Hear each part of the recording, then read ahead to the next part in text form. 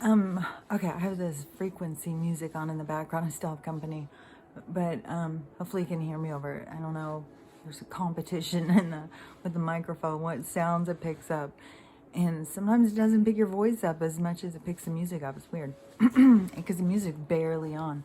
But in today, it's kind of I don't know. It's supposed to be called a sunny day. It's I don't know. I haven't seen the actual sun or anything. There's an artificial light day. That's what it should be called. And it's been super, super windy. And, our temperature should be going up, but it went back way down. So now it's back in the 20s at night and the 30s for the daytime high. So it's back to being freaking cold. And in the wind, oh my gosh, it makes it so much colder. But then they put out this, artificial sun. It doesn't warm up shit. So, yeah, anyways, my son-in-law's here out working on the shed thing. It's so cool because, I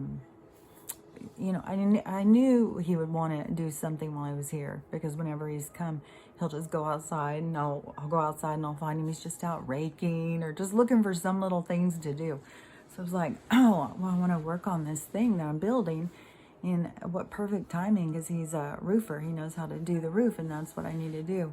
So I was like, oh, I'll have a little project that you can work on. So he's been out there working on it. He's making it really cool. He's doing it like putting up support beams and stuff. So it won't just be a tarp. A lot of people have these wood sheds. Like I said, most every house has them. But a lot of them just have a tarp and mine's going to have a real roof. So it's really cool. And, anyways, I'm excited about that because it's much better than what I would have done. I don't know. I just know it's better than I would have done. Blessie's out there just doing the saw real easy, and that is always intimidating to me to do the saw. I can do it, and I'll do it, and I know I don't do everything properly, but every time it's like you kind of get that panic before you do it. And it's creepy. And, my neighbor that had moved in here last year, I was talking to his wife one day, and he has a beard right now. And she said that underneath his beard, he has a scar that goes all the way down, where he was almost beheaded. And he was at work doing some sort of a saw, and it bounced back, and it hit him in the throat and almost cut his head off. It was a giant thing. He had to get a whole bunch of surgeries and stuff. And, it's one of those freak things of like, would have been a millimeter this way or centimeter this way. And, but that's those things where it's like, no, you don't go before your time. You can get you can get hurt. You can get all sorts of kind of hurt.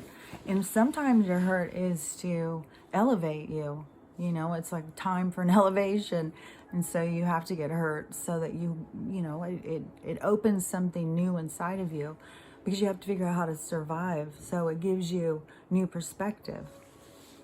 So sometimes, everything has a purpose. People think that there's just no meaning to anything and that they can control things. You don't have control over anything. The more you relax and let things happen, then the more that you'll just feel good because the feeling, the anxiousness of like trying to control things and setting expectation and stuff like that is you are creating your own anxiety because things just happen and they happen naturally. And it's like a cosmic thing. You don't need to go out and force a tree to grow, right? It knows when to grow. It knows how to grow. You don't have to do a damn thing. Weeds, the same thing. Grass, you gotta do some manipulation, I guess. But, nature knows what to do, just automatically. You hear him sawing. You just out there sawing. So cool. Anyways, nature knows what to do. And so, you don't have to, going off on too many things now. So let me get back to what I was saying about Stella's also trying to get in. Hold on, let me just let her in and regather my thought.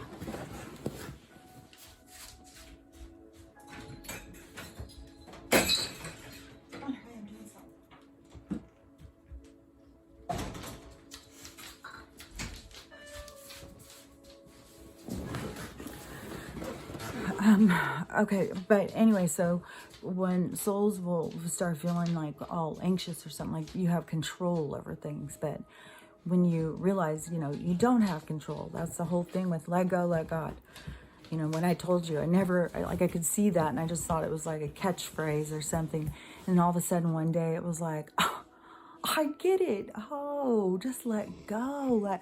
It's just let it be. Let it happen. When you let go and you stop trying to control things, it's like life is almost like you are fighting this energy. Like if you go into the ocean, as this happened to me when I was a kid, and the undertow pulled me out. And I was out there fighting and fighting, trying to get up to the top, and you can't feel which way the top is. And you're in the water and you start panicking, like, oh, I'm not gonna be able to breathe. And it was super scary when it happens to you. But this is when I learned that, you're supposed to relax. When you relax, you will just naturally float to the top. And so, if it's going like that and you just relax, you'll go where you're supposed to go and you won't sink down. But when you're fighting, it is a completely different kind of energy. And so that is basically what life is about. And everything represents something. Everything's micro, macro. So everything, there's a representation. Just like I say, like right now, it's showing in TV shows and movies what is happening with the public, just like that,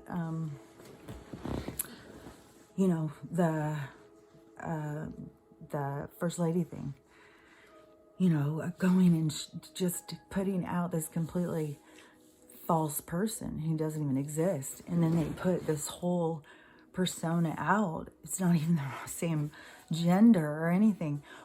When that stuff is in, it's on the big screen and people see it, then that's when you start questioning yourself. But there's such an energy because it all goes as a whole collective. It's not just, there's the individual and then there's the collective. So everything is happening in all these different ways. That's why it's so much in a flow, if that makes sense. The way I can see things and stuff, and then you try and explain them, is it's hard to explain some of this stuff. It makes so much sense to me, but I know it doesn't make sense to everybody, because I can talk to people and that's just like they don't have a fucking clue what I'm talking about. But one thing that is so interesting too is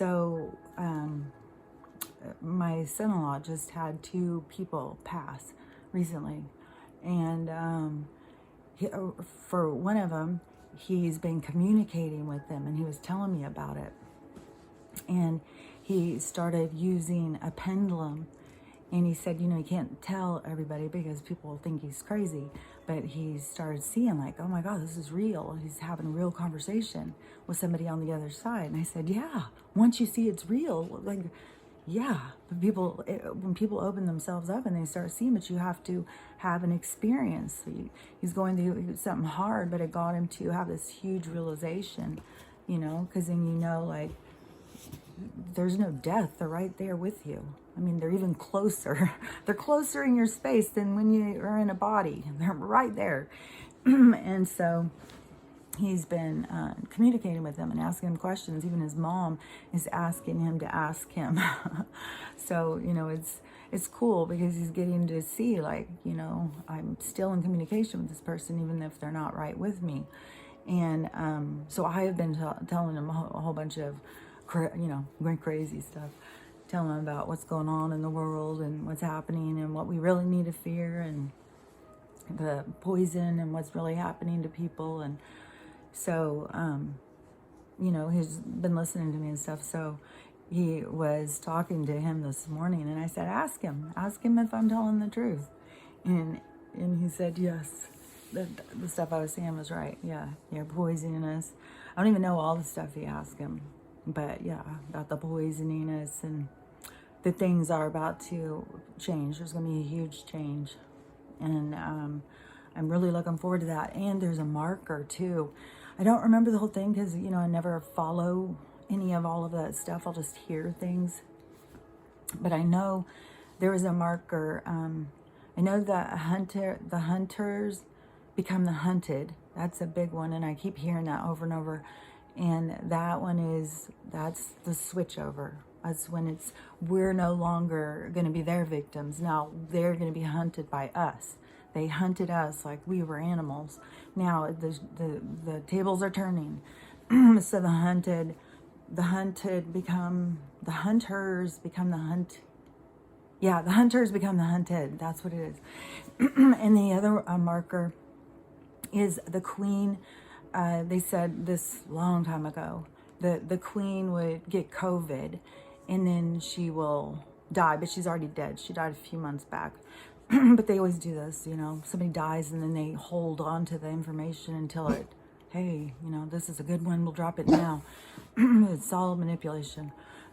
So when she gets COVID, what she got now, that was going to be they're going to say that as the excuse, like, oh, she died now, she got COVID and died. So that's how they were going to take her out of the thing. That's like in the chess game, the queen will be gone. That's a huge marker. That is going to be a big thing when that happens. So I think, you know, she's got COVID. She's almost 100.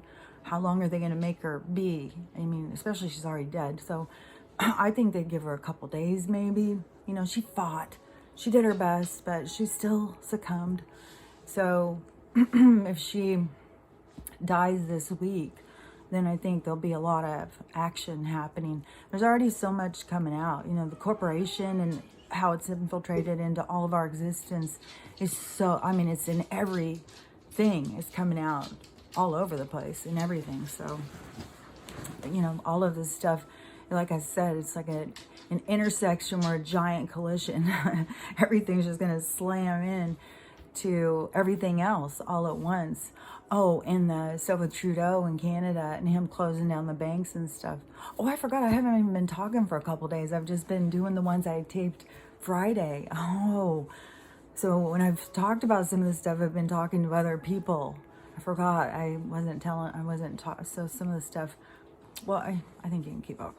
But so Trudeau did when he was messing with the convoy and stuff like that, and taking their money. I guess they got $9 million on one thing and $5 million on another thing, and then they took the money instead of giving it to who it was meant for. But that's their fucking playbook. I mean, that's what all of Red Cross, everything has all been, to get us to give money for certain things, but the money doesn't go to the things that we're giving it to. We think it's going to go help even stuff for cancer. I mean, how many people gave money to his foundation for cancer, and it never went for that. It only went into, you know, his island home or whatever. You know, that's what this world has all been about. So, yeah, them to do that and take their money, I mean, that's easy for them. They do it all the time. So, but everything is going to be so obvious and so obnoxious because it is the purging it up. It's our society purging this toxic, it's like the zit of society is all, you know, coming to a head, and all the pus is going to come out, and it's going to dry up and go back to nice skin, and that's where we come in. You know, the people who are awake and know what's going on and step up to the age of Aquarius. And so much going on. Okay, come on. 3 dogs.